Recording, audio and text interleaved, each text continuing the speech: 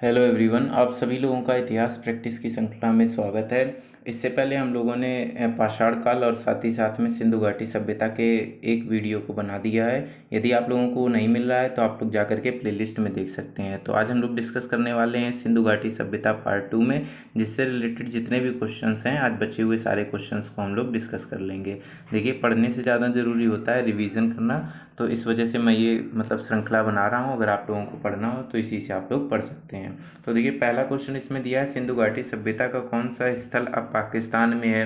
तो हम लोगों को पहले ही पता था कि जो मोहनजोदड़ो था वो सिंध प्रदेश में जा चुका है, यानी सिंध की जगह पर जो है वो मोहनजोदड़ो है। और जो ये हड़प्पा है वो पिछली सीरीज में जो क्वेश्चंस कराए थे उसमें मैंने आप लोगों को बताया था कि जो पाकिस्तान में इस समय स्थल है वो हड़प्पा पाया जा रहा है इस समय। तो इसका ऑप्शन नंबर बी जो है वो राइट आंसर है। देखिए, कहा है कि रंगपुर जहाँ हड़प्पा की समकालीन सभ्यता थी है। तो देखिए, रंगपुर जो है वो कहाँ पर स्थित है, पंजाब में स्थित है, यहाँ स्थित है। तो आप लोग जानते हैं रंगपुर जो है वहाँ से धान की भूसी हम लोगों को मिली हुई थी। ठीक है, तो ये जो है ये ऑप्शन नंबर सी सौराष्ट्र में स्थित है, रंगपुर हमारी जगह जो है। देखिए, यहाँ पर दधेरी एक परवर्ती हड़प्पा पुरास्थल है। ठीक है, तो ये दधेरी जो है ये कहाँ का है। देखिए, इस तरीके के नाम जो हैं वो ज़्यादा लोगों ने पढ़े नहीं होते हैं, इसलिए ये बहुत ही ज़्यादा इंपॉर्टेंट होते हैं।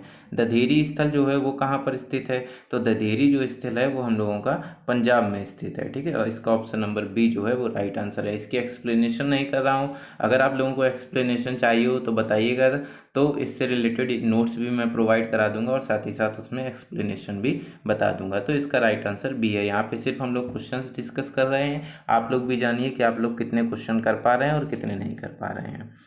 फिर देखिए, नेक्स्ट क्वेश्चन हमारा जो है वो क्वेश्चन नंबर 35 है। और क्वेश्चन नंबर 35 में कहा गया है, सिंधु सभ्यता का कौन सा स्थान भारत में स्थित है। ठीक है, तो हम लोग जानते हैं कि जो ये लोथल है ये भारत में स्थित है, ये जो हड़प्पा है ये पाकिस्तान में स्थित है, मोहनजोदड़ो सिंध प्रदेश में स्थित है, और लोथल जो है वो एक बंदरगाह रहा था। अब देखिए, अगला क्वेश्चन की हम लोग बात करते हैं 36 की। तो ये जितने भी क्वेश्चंस करा रहा हूँ ये सारे ऑथेंटिक बुक से करा रहा हूँ, तो आप लोगों को टेंशन लेने की कोई ज़रूरत नहीं है। फिर देखिए, लिखा है, वह हड़प्पीय नगर जिसका प्रतिनिधित्व लोथल व पुरातत्व स्थल करता है किस नदी पर स्थित है। तो आप सभी लोगों को पता है कि जो ये हम लोगों का जो लोथल शहर है ये भोगवा नदी पर स्थित है। ठीक है, आप लोगों को मैंने मैचिंग कराई थी पिछले वाले में, तो उसमें मैंने आप लोगों को ये मैचिंग में बताया था कि जो लोथल है वो भोगवा नदी के किनारे स्थित है। तो इसका ऑप्शन नंबर सी जो है वो राइट आंसर है।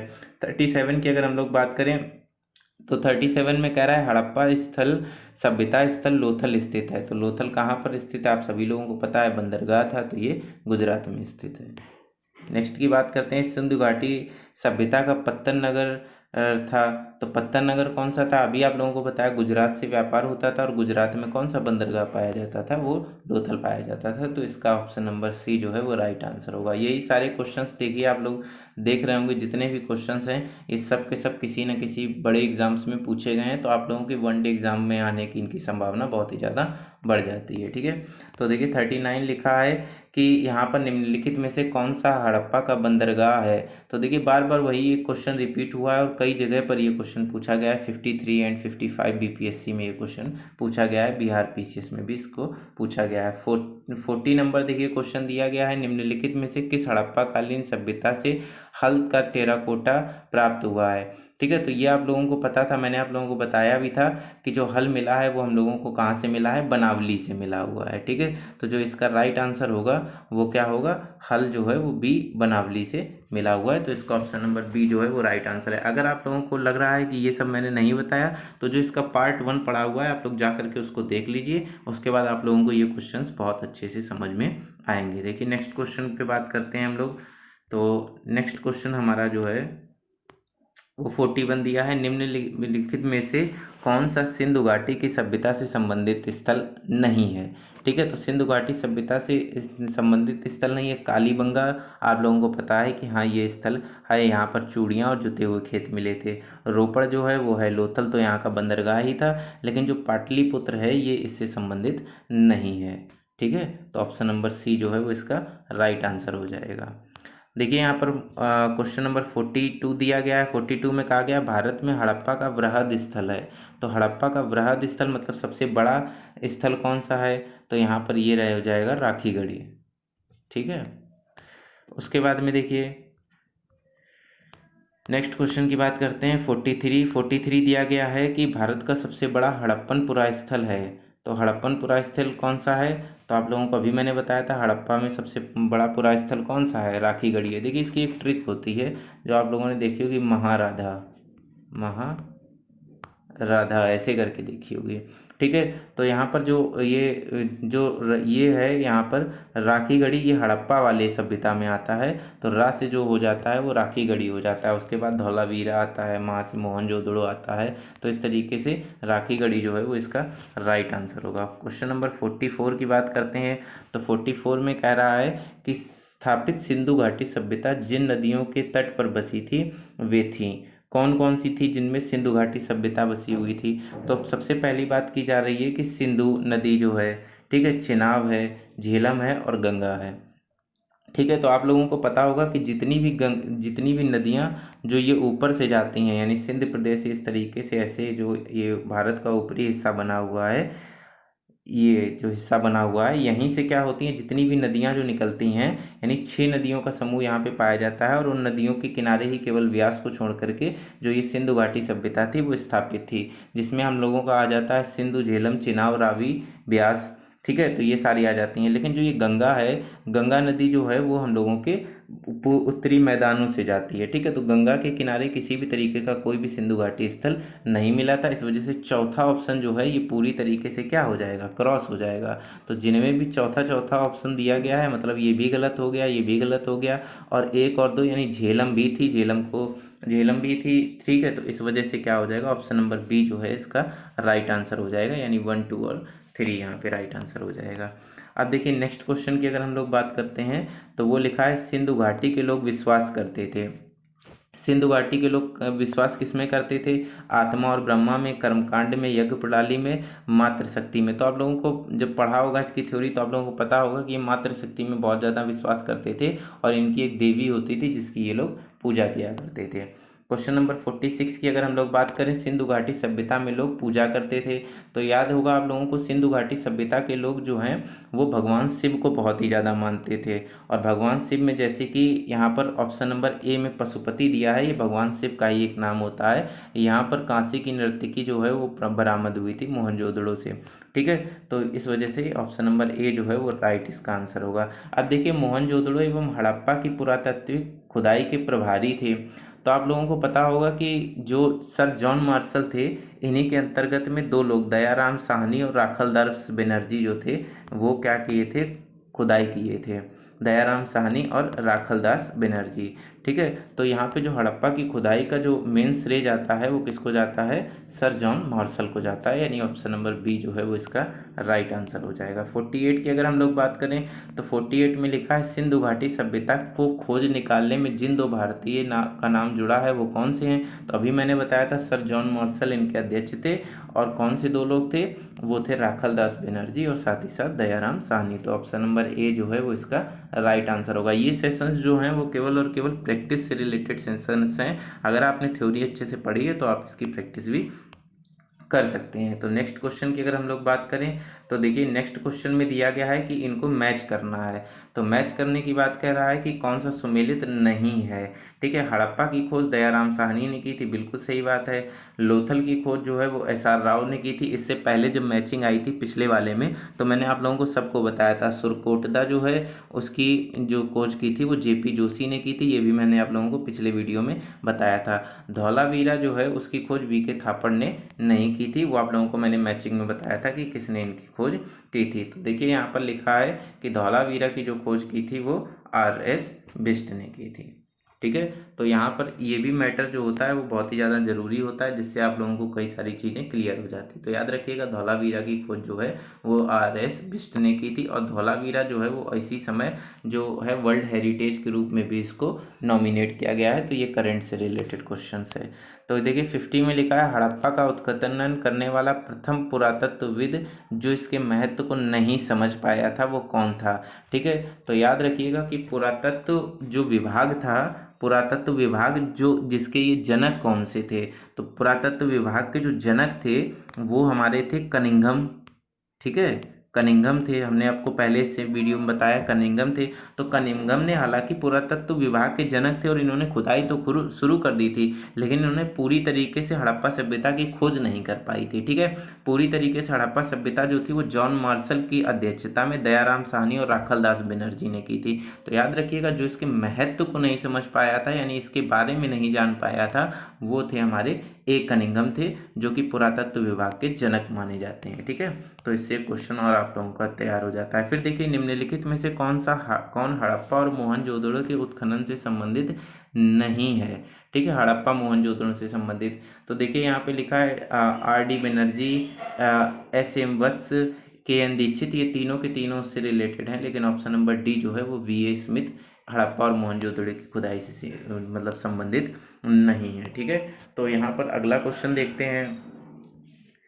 अगले क्वेश्चन जो दिया है 52 नंबर, इसमें लिखा हुआ है सिंधु सभ्यता की विकसित अवस्था में निम्नलिखित में से किस स्थल से घरों और कुओं के अवशेष मिले हैं। हड़प्पा से मिले हैं, कालीबंगा से मिले हैं, लोथल से मिले हैं और मोहनजोदड़ो से मिले हैं। तो देखिए, मोहनजोदड़ो में दो इम्पोर्टेंट चीज़ें मिली थी। एक तो मिला था विशाल अन्नागार मिला हुआ था हम लोगों को, फिर साथ ही साथ में क्या मिला था, यहाँ से हम लोगों को बहुत ही बड़ा स्नानागार मिला था, यानी जिसको स्विमिंग पूल बोलते हैं। ठीक है, तो घरों में कुएं और इन सब के अवशेष जो हैं वो हम लोगों को मोहनजोदड़ो से ही मिले थे। तो ऑप्शन नंबर डी जो है वो इसका राइट आंसर हो जाएगा। 53 देखिए, मोहनजोदड़ो निम्नलिखित में से कहाँ पर स्थित है। तो मोहनजोदड़ो जो स्थित है, आप लोगों को मैंने बताया था पंजाब के सिंध प्रांत में स्थित है। और जो हमारा हड़प्पा स्थित है वो कहाँ पर स्थित है, वो हमारा पाकिस्तान में स्थित है, वर्तमान पाकिस्तान में स्थित है। तो इसका जो राइट आंसर है वो ऑप्शन नंबर सी जो है वो पंजाब के सिंध प्रांत, पाकिस्तान के सिंध प्रांत में स्थित हो जाएगा, मोहनजोदड़ो से रिलेटेड।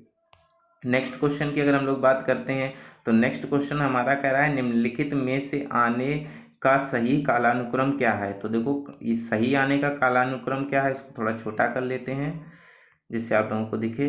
तो सबसे पहले देखो क्या आई थी कि हम लोगों ने मतलब ये तो जाना है पिछले वीडियोस में कि जो ये लोहे का हल था, लोहे की जितनी चीज़ें थी ये वैदिक सभ्यता में प्रयोग थी, तो ये तो पहले आई नहीं थी। ठीक है, उसके बाद में क्या था, सोने के सिक्के नहीं आए थे, बल्कि चांदी के जो सिक्के थे ये जो थे ये बल्कि प्रयोग में लाए जाते थे। तो सबसे पहले जो थी वो सिंधु घाटी सभ्यता आई थी, यानी यहाँ पर नगरीय संस्कृति आई थी, और नगरीय संस्कृति नहीं पाई जाती थी वैदिक सभ्यता में। उसके बाद कहा गया क्या आया था, तो उसके बाद लोहे का आविष्कार हुआ, यानी वैदिक संस्कृति आई थी, तो लोहे का हल यहाँ पर हो जाता है।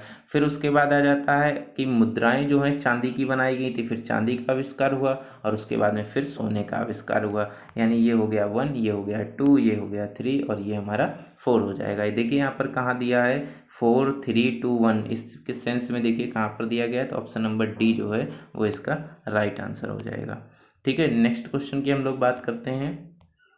तो नेक्स्ट क्वेश्चन जो हमारे सामने है वो लिखा है मानव सर्वप्रथम किस धातु का उपयोग किया था। तो मानव ने सर्वप्रथम उपयोग किया था तांबे का। ठीक है, ये क्वेश्चन अभी अभी जो प्रेजेंट टाइम में जो ये लेखपाल का एग्जाम हुआ है, लेखपाल का एग्जाम, ये लेखपाल के एग्जाम में भी यही सेम क्वेश्चन पूछा गया है कि मानव ने सर्वप्रथम किस धातु का उपयोग किया था, तो उसमें तांबा जो है वो राइट आंसर है। ठीक है, ना कि लोहा चांदी सोना इन सब का कोई उपयोग नहीं था, तांबा जो है इसका सर्वप्रथम उपयोग किया था। बहुत इंपॉर्टेंट क्वेश्चन है, कई बार पूछा गया है। तो देखिए आरएएस यानी राजस्थान की एडमिनिस्ट्रेटिव सर्विस में पूछा गया है। ठीक है, इंपॉर्टेंट क्वेश्चन है। हाथी दांत का पैमाना हड़प्पीय संदर्भ में मिलता है। तो हाथी के दांत कहाँ से मिले थे, तो ऑप्शन नंबर बी जो है वो लोथल से हम लोगों को हाथी के दांत प्राप्त हुए थे।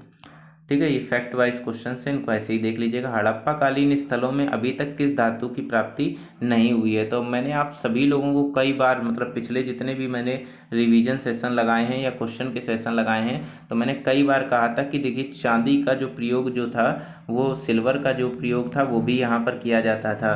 ठीक है, और उसके बाद में तांबे का तो सर्वप्रथम प्रयोग किया गया था। ठीक है, सोने का आप लोगों ने मूवी देखी होगी एक मोहनजोदड़ो, तो उसमें सोने के जो सिक्के थे वो दे करके सामान खरीदा जाता था। लेकिन जो ये हम लोगों का आयरन था यानी जो लोहा था उसका प्रयोग सबसे पहले वैदिक काल में किया गया था, यानी लोहा जो है वो इसका उपयोग अभी तक हड़प्पा कालीन सभ्यता में देखने को नहीं मिलता है। ठीक है, तो लोहा कई बार बता चुके, पिछले सेशंस देखेंगे तो ये चीज़ दिमाग में खुद ही बैठ जाएगी अपने आप। तो 57 का डी ऑप्शन राइट था। अब यहाँ पर देखिए निम्नलिखित में से कौन सा स्थल घग्गर और उसकी सहायक नदियों की घाटी में स्थित है। तो ये देखिए फैक्ट वाइज क्वेश्चन है, तो इसका ऑप्शन नंबर डी जो है घग्गर और उसकी सहायक नदियों के बीच में बनावली स्थित था। और बनावली से हमें क्या मिला था, तो हमें यहाँ से टेराकोटा का हल मिला था। टेराकोटा यानी मिट्टी का बना हुआ हल मिला था, ये बनावली का मिला हुआ था। इससे रिलेटेड 2 क्वेश्चंस हम लोग पीछे कर चुके हैं, ठीक है। तो ये आरएएस में आया हुआ है 2010 में क्वेश्चन। 59 की अगर हम लोग बात करें तो निम्नलिखित कथनों पर विचार कीजिए और नीचे दिए गए कूट से सही उत्तर चुनिए। तो देखिए सबसे पहला क्वेश्चन दिया गया है मोहनजोदड़ो, हड़प्पा, रोपड़, कालीबंगा सिंधु घाटी सभ्यता के प्रमुख स्थल हैं। तो हम लोगों को पता है कि ये चारों के चारों स्थल जो हैं वो सिंधु घाटी सभ्यता के स्थल हैं। अब देखिए नेक्स्ट इसमें कूट क्या दिया गया है। नेक्स्ट कूट में कह रहा है कि हड़प्पा के लोगों ने सड़कों तथा नालियों के जाल के साथ नियोजित शहरों का भी विकास किया था। तो आप लोगों को देखने को मिलता है कि हाँ ये बात सच थी कि उन्होंने नगरों का विकास किया था। जो सड़कें थी वो एक दूसरे को 90 डिग्री पर काटती थी, नालियाँ निकलती थी, घरों के पीछे साइड में दरवाजे खुलते थे। तो ये सारा उनका नगर नियोजन देखने को मिलता है। फिर देखिए थर्ड में कह रहा है हड़प्पा के लोगों ने धातुओं का उपयोग का पता नहीं था। तो धातुओं के उपयोग का पता नहीं था ऐसा नहीं कह सकते हैं, क्योंकि वो क्या करते थे, तांबे का उपयोग किया करते थे, साथ ही साथ में सोने का उपयोग किया करते थे, चांदी का उपयोग किया करते थे, कांसे की नर्तकी मिली थी। तो जो ये थर्ड कूट जो है वो गलत हो जाता है। यहाँ पर ऑप्शन नंबर 1 और 2 ये 2 स्टेटमेंट जो हैं वो बिल्कुल सही होते हैं। तो इसका ऑप्शन नंबर ए जो है वो राइट आंसर है। अब देखिए 60th वाले की बात करते हैं। तो 60th वाले क्वेश्चंस में लिखा है कि ए मोहनजोदड़ो तथा हड़प्पा नगर अब विलुप्त हो गए हैं, ठीक है, इसकी बात कर रहे हैं। तो देखिए यहाँ पर कारण दिया गया है कि वह खुदाई के दौरान प्रकट हुए थे। इसका कारण क्या है, ये खुदाई के दौरान प्रकट हुए थे। तो कह रहा है ए और आर दोनों सही हैं तथा आर सही स्पष्टीकरण है ए का, ठीक है। तो फिर लिखा है ए और आर दोनों सही हैं किंतु आर सही स्पष्टीकरण नहीं है ए का। ए सही है किंतु आर गलत है, ए गलत है किंतु आर सही है। तो देखिए इसमें क्या है, इसमें कथन दिया गया है कि मोहनजोदड़ो तथा हड़प्पा नगर विलुप्त हो गए हैं। तो जाहिर सी बात है कि मोहनजोदड़ो हड़प्पा नगर विलुप्त हो गए थे, ये बात सबको ही पता है, बाद में खुदाई के दौरान निकले। लेकिन कारण क्यों वो विलुप्त हो गए थे, वह खुदाई के दौरान प्रकट हुए थे, ये इसका कोई रीजन थोड़ी ना है। कई इतिहासकारों ने अलग अलग चीज़ें बताई थी कि बहुत ही ज़्यादा भूकंप आया था तो उसमें दब गए थे, या कई लोगों ने कहा था कि जो पास में नदी थी जब उसका फ्लूड बाढ़ आई थी तो वो क्या हो गए थे, पूरे के पूरे तरीके से वो दब गए थे। तो जो एक आर जो कारण, ये कोई परफेक्ट कारण नहीं बताता है किस चीज़ के बारे में कि हाँ ये इस वजह से ऐसा हो गया था, ठीक है। तो हाँ ए और आर दोनों सही तो हैं, लेकिन क्या है, आर सही स्पष्टीकरण नहीं है ए का, कि ए की बात को कंप्लीट करने के लिए आर जो है वो इसकी सही व्याख्या नहीं करता है। देखिए ऐसे क्वेश्चन बहुत ज़्यादा पूछे जाते हैं पीसीएस वगैरह में। तो ये क्वेश्चन देखिए यूपी पीसीएस 2009 प्री में आया हुआ क्वेश्चन है, ठीक है। तो 60th का ऑप्शन नंबर जो है वो सेकंड सही हो जाएगा।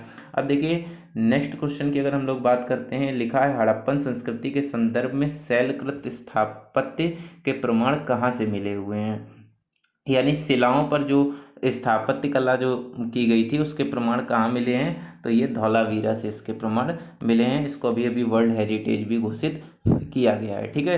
तो आप लोगों को ये पता होना चाहिए। ऑप्शन नंबर बी जो है वो इसका राइट आंसर है। धौलावीरा जिस राज्य में स्थित है वह है, तो धौलावीरा कहाँ पर स्थित है, तो अभी अभी करंट में भी चल रहा है, आप लोगों को पता होगा। धौलावीरा जो है वो गुजरात में स्थित है, और साथ ही साथ गुजरात में एक और भी स्थल स्थित था, वो था हमारा लोथल। 63 की बात करें, कौन सा हड़प्पीय नगर 3 भागों में विभक्त था, तो ये बहुत ही इंपॉर्टेंट क्वेश्चन था।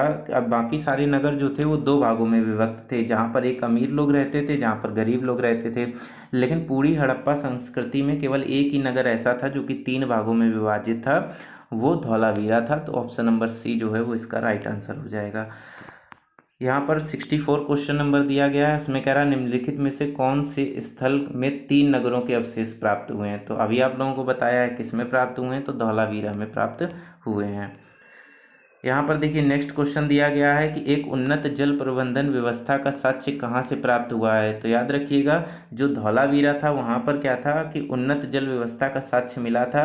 इस तरीके से सड़कें थी और जो नालियाँ जाती थी वो छोटी छोटी नालियाँ जाकर के बड़े बड़े नालों में मिल जाती थी, और नालियाँ पूरी तरीके से ढकी हुई थी, ठीक है। तो उन्नत जो साक्ष्य मिलता है जल प्रबंधन का वो ऑप्शन नंबर बी यानी धौलावीरा से प्राप्त होता है। नेक्स्ट क्वेश्चन की अगर हम लोग बात करें तो 66 में दिया है, निम्नलिखित में से किस स्थल में द्विशव संस्कार यानी डबल बॉरिल का प्रमाण मिलता है। तो ये देखिए, ये यूपी पीसीएस में आया हुआ था क्वेश्चन मेंस में। तो मैंने बताया था युगल समाधान आप लोगों को कहाँ देखने को मिलता था, दमदमा में मिलता था, ठीक है। लेकिन इसमें कहीं पर भी जो था वो दमदमा ऑप्शन ही नहीं दिया गया था, ठीक है। प्रतापगढ़ की बात है, वहाँ पे दमदमा एक जगह है, तो वहाँ पर मिलता है, इस वजह से इस क्वेश्चन को एज अ स्टार किया गया था। तो इसकी जरा व्याख्या देख लेते हैं। लिखा है कि यद्यपि लोथल में सर्वाधिक 3 युगल समाधीन के साक्ष्य प्राप्त हुए हैं, किंतु कालीबंगा में भी एक युगल समाधिकरण का प्रमाण मिला हुआ है। यदि संख्या के आधार पर माना जाए तो सही उत्तर विकल्प सी होगा, किंतु यदि प्रमाण के आधार पर माना जाए तो सही उत्तर विकल्प सी होगा, डी दोनों ही होंगे, ठीक है। तो इस वजह से इसमें कॉमन नंबर दे दिया गया था, क्योंकि यहाँ पर कालीबंगा और साथ ही साथ में लोथल जो थे वो दोनों सही मान लिए गए थे, ठीक है। तो नेक्स्ट क्वेश्चन की हम लोग बात करें 67 की, हड़प्पन स्थल सनौली में अभी हाल में उत्खननों से प्राप्त क्या हुए हैं। तो मानव समाधान जो थे वो अभी प्राप्त हुए हैं, तो इसका ऑप्शन नंबर ए जो है वो राइट आंसर है। देखिए नेक्स्ट क्वेश्चन की बात करते हैं 68 की, वस्त्रों के लिए कपास की खेती का आरंभ सबसे पहले किया गया था। तो कहाँ पर किया गया था, मिस्र में किया गया था, मेसोपोटामिया में किया गया था, मध्य अफ्रीका में किया गया था, या भारत में किया गया था। तो भारत में सबसे पहले कपास की खेती शुरू हो गई थी, ठीक है। तो ऑप्शन नंबर डी इसका जो है वो राइट आंसर होगा। नेक्स्ट क्वेश्चन की बात करें तो देखिए, सिंधु घाटी सभ्यता के संदर्भ में निम्नलिखित कथनों पर विचार कीजिए। तो सबसे पहले लिखा है, यह प्रमुख लौकिक सभ्यता थी, उसमें धार्मिक तत्व यद्यपि उपस्थित था, वर्चस्वशाली नहीं था, ठीक है। तो यहाँ पर लिखा है कि वर्चस्वशाली नहीं था, लेकिन ऐसा नहीं है कि धार्मिक जो था उसका वर्चस्व वहाँ पर देखने को मिलता है, ठीक है। तो ये बात यहाँ से गलत हो जाती है कि वर्चस्व देखने को नहीं मिलता है। लेकिन दूसरे तौर पर ये भी कह सकते हैं कि हाँ, धार्मिक कट्टरता उतनी ज़्यादा नहीं थी। क्यों नहीं थी, क्योंकि यहाँ पर क्या था, लेडीज को जो था वो बहुत ही ज़्यादा सम्मान दिया जाता था, साथ ही साथ मातृशक्ति की उपासना की जाती थी। इस वजह से जो लोगों का यहाँ पर जो था वो ज़्यादा पुरुषों का जो महत्व नहीं था, स्त्रियों का ज़्यादा महत्व था। इस वजह से धर्म को जो था वो ज़्यादा वर्चस्व नहीं दिया गया, मतलब ऐसा नहीं माना गया कि धर्म ही सब कुछ है। तो ये ऑप्शन नंबर ए जो है वो इसका राइट आंसर हो जाएगा। फिर लिखा है, उस काल में भारत में कपास से वस्त्र बनाए जाते थे। अभी पिछले ही क्वेश्चन में हमने डिस्कशन किया है कि भारत में कपास की खेती की गई थी। तो यहाँ पर एक और दो दोनों सही है, यानी ऑप्शन नंबर सी जो है वो हमारा राइट आंसर हो जाएगा। यहाँ पर इस बात का ध्यान नहीं दिया मैंने कि ये मातृशक्ति की उपासना यहाँ पर की जाती थी, ठीक है। तो अब यहाँ पर ये सही हो जाएगा। अब देखिए यहाँ पर दिया गया है कि निम्नलिखित में से कौन से लक्षण सिंधु सभ्यता के लोगों का सही चित्रण करता है। तो कौन सा लक्षण सही चित्रण करता है इसकी बात करते हैं, तो उनके विशाल महल और मंदिर होते थे। तो महलों और मंदिरों का किसी भी तरीके का कोई प्रमाण देखने को नहीं मिलता था। लिखा है, वे देवी और देवताओं दोनों की पूजा करते थे। तो ये जो है ये राइट है। क्यों, क्योंकि यहाँ पर मात्र देवी की पूजा होती थी, साथ ही साथ पुरुषों में पशुपति की पूजा होती थी। वे युद्ध में घोड़ों द्वारा खींचे गए रथों का प्रयोग करते थे। तो ये भी बिल्कुल गलत बात है, इस तरीके से नहीं ये सही नहीं ये सही। ऑप्शन नंबर 2 सही है, यानी ऑप्शन नंबर बी जो है केवल 2 इसका राइट आंसर हो जाएगा। अब देखिए यहाँ पर नेक्स्ट क्वेश्चन की अगर हम लोग बात कर लें तो क्वेश्चन नंबर 71 दिया है, निम्नलिखित स्थानों पर किस स्थान पर सिंधु घाटी सभ्यता से संबंध विख्यात वृषभ मुद्रा प्राप्त हुई। वृषभ मतलब एक सिंगी पशु जो होता था, आप लोगों ने देखा होगा, जिसके एक सींग निकला रहता था इस तरीके से पशु के, उसकी पूछ रहे हैं मुद्राएं जो हैं वो कहाँ से प्राप्त हुई हैं हम लोगों को। तो आप याद करिए, जब आप लोग वो मोहनजोदड़ो मूवी देख रहे होंगे तो उसमें एक श्रृंगी पशु वाली जो ऋतिक रोशन के पास मुद्रा होती थी वो मोहनजोदड़ो सभ्यता में होती थी। तो यहाँ ऑप्शन नंबर डी जो है वो राइट आंसर हो जाएगा। 72 में क्या कहा गया है, निम्नलिखित में से किस पशु का अंकन हड़प्पा संस्कृति की मुद्रा पर था। ठीक है, तो ऐसा माना जाता था कि वो घोड़े की तरह दिखता था, लेकिन घोड़े के क्या माना जाता था कि एक सींग टाइप का निकला हुआ था। तो ऑप्शन नंबर सी जो है वो उसका राइट आंसर है। यहाँ पे देखिए 73 में किस पशु के अवशेष सिंधु घाटी सभ्यता से प्राप्त नहीं हुए हैं। तो देखिए इसी से पिछले में एक क्वेश्चन आया था। तो यहाँ पर देखिए घोड़ा और हाथी के अवशेष मिले थे, और एक क्वेश्चन में जब देखिए गाय के बहुत ही कम नाम मात्र के अवशेष मिले हैं, मतलब बिल्कुल ही थोड़े मिले, तो इसको ऐसा माना नहीं जाता है कि हाँ इसके अवशेष मिले हैं। लेकिन जब कंपैरिजन किया जाता है शेर के अवशेष में और गाय के अवशेष में, तो ऐसा मान लिया जाता है। जब ऐसे क्वेश्चन आए प्रेफरेंस देने की बात आए तो याद रखिएगा शेर को प्रेफरेंस देंगे। शेर के अवशेष बिल्कुल नहीं मिले थे, लेकिन गाय के अवशेष तब भी थोड़े मिल गए थे। लेकिन ये वाला ऑप्शन भी एक तरीके से देखा जाए तो तो गलत है, गाय के अवशेष भी नहीं मिले थे। ठीक है, तो यहाँ पे प्रेफरेंस में शेर दिया जाएगा, तो ऑप्शन नंबर ए जो है वो इसका राइट आंसर हो जाएगा। 74 की बात करें तो मृण पट्टिका का उत्कीर्ण सिंह युक्त देवता की कृति प्राप्त हुई, तो सिंह युक्त देवता की कृति कहाँ से प्राप्त हुई है, तो ऑप्शन नंबर बी कालीबंगा से इसकी प्राप्ति हुई है। 75 की अगर हम लोग बात करें तो लिखा है इसमें निम्नलिखित में से कौन सी सभ्यता नील नदी के तट पर पनपी थी। तो देखिए ये तो सभी लोगों को पता है, नील नदी का वरदान ही किसे कहा जाता है, मिस्र को कहा जाता है, तो मिस्र की सभ्यता इसका राइट आंसर हो जाएगा। 76 क्वेश्चन बहुत ही अच्छा क्वेश्चन है। तो देखिए यहाँ पर कहा गया निम्नलिखित सभ्यताओं का उत्तर से दक्षिण में सही क्रम कौन सा है, और ये एक बहुत ही अच्छा क्वेश्चन और टफ क्वेश्चन पड़ जाता है। ठीक है, तो उत्तर से देखिए यहाँ पे दक्षिण में क्रम बताया गया, तो ये एजेटक, माया, मुइस्का और इंका जो है वो इसका राइट आंसर है। ये बहुत ही इंपॉर्टेंट क्वेश्चन है और नॉर्मली जल्दी से इसको मतलब ज़्यादा क्वेश्चन में पूछा नहीं गया है, क्योंकि ये बहुत ही टफ क्वेश्चन जब भी पेपर बनता है, पैटर्न बनता है, तो उसमें ये क्वेश्चन आता है। ठीक है, तो याद रख लीजिएगा एजेटक, माया, मुनसिफा और इंका याद रख लीजिएगा।